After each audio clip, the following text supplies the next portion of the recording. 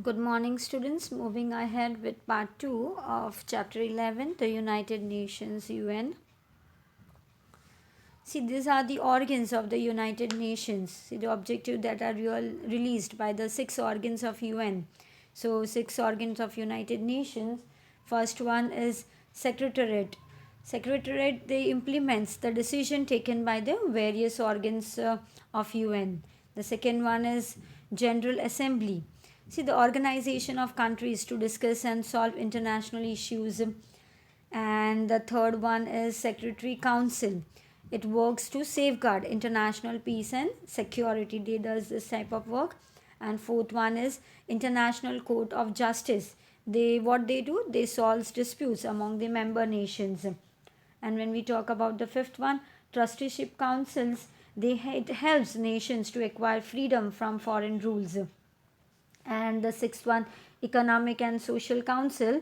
So what type of work it do? It works to improve the economic and social conditions for the welfare of the people. So see, these were all the 6 organs of United Nations. Now here you can see in the picture is a General Assembly Hall. So this one is a General Assembly Hall.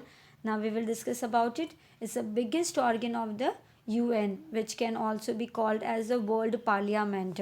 See, the General Assembly of United Nations can also be called as World Parliament. The representatives of the member nations attend it, and every member nation can send at least 5 representative delegates to it. See, representatives of all the members nation, they attend it. And every nation, each and every nation, they can send at least how many representative? 5 representatives to it. But at the time of voting, one nation can cast only one vote. See, while when they have a voting at this time, only one nation can cast only one vote. And the general meeting, that is held once in a year, and the meeting when it is held once in a year, and its member elect the president, and all the members, they elect president and the vice president of the meeting every year. They both are elected every year, president and the vice president. Mrs. Vijaya Lakshmi Pandit was elected as the president of the general meeting in the year 1953 to 54. See, here you can see the picture of Srimati Vijaya Lakshmi Pandit. Mrs. Vijaya Lakshmi Pandit of India was elected as the president of the General Assembly of the United Nations in the year 1953 to 54. The assembly presented the Universal Declaration of Human Rights. See, in the assembly, they have presented the Universal Declaration for what? For the human rights. When? On 10th of December 1948 CE. The General Assembly can discuss and suggest solutions. See, in the General Assembly, they gathered and discuss and suggest a solution and give the advice to any type of issue that is being carried in the world within the limits that is prescribed. The limits also they have need to see that is been prescribed in the Charter of UN. And see, when we talk about the General Assembly meeting, they draw the attention of the Security Council. See, in this meeting, they draw attentions of Security Councils also towards any situation which is taking place and which can be put to peace and security of the world, where there is a danger, and to keep that place and to have a peace and security over there. And the authority to grant membership also to the nations, that lies with the General Assembly. See, in the General Assembly, the authority also that is there to grant membership also to any nation. So it was all about the General Assembly. And there are the questions which are asked over here in the think. Who from India was elected? See, it is asked who from India was elected as the president of the meeting of the General Assembly at UN. Srimati Vijaya Lakshmi Pandit from India was elected as the president of the meeting of General Assembly of UN. The second question is, which day is celebrated as a Human Rights Day and why? See, Human Rights Day is celebrated on 10th of December every year in the world. Why? Because the Universal Declaration of Human Rights was presented by the Assembly on this day. And the next question, what are human rights and why are they necessary? See, human rights are the fundamental rights of freedom and equality, and that must be given to every human being at birth. And these rights are essential all around the development of person's personality. And see, every individual can achieve all his round development by fulfilling his desire and expectation through human rights. So human rights to prevent a person from being exploited and he gets security. The second one is a person can get protection from the tyranny of anyone by human rights. The third one, every person's feeling of endurance and pride are encouraged by human rights. And the fourth one is human rights prevent the power of society and state from becoming uncontrollable. So these were all the answers to this question which are to be think. Now we will discuss about the Security Council. See, Security Council is the most important organ where in the UN, and it has how many members? 15 members, and out of this 15 members, 5 countries, that is USA, Britain, France, Russia and China are the permanent members. See, which are the permanent members? 5 countries, that is USA, Britain, France, Russia and China. Another 10 members, they are elected for the term of 2 years. However, for the 2 years, other 10 members by the General Assembly, they are elected. And the Security Council, they enjoy tremendous power. They have lots of powers to manage what? Security and peace in the world. And their aim is what? To solve disputes, that is between the nation, as they are diplomatically that are being done as long as possible.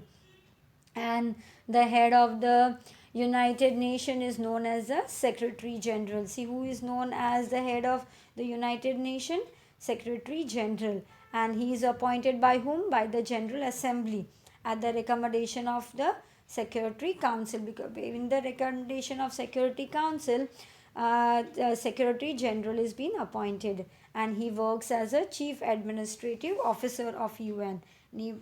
And in this way, see, there is a most important organ, that is the Security Councils, and it has 15 members of which 5 countries, and the others they are permanent, and while the other 10 are temporary.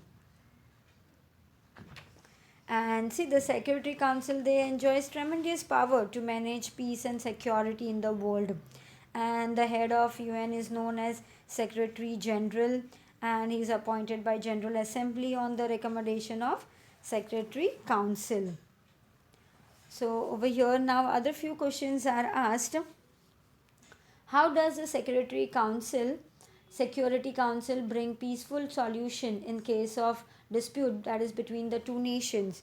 See, the Security Council holds discussion and they talks with the member nations to maintain international peace and security.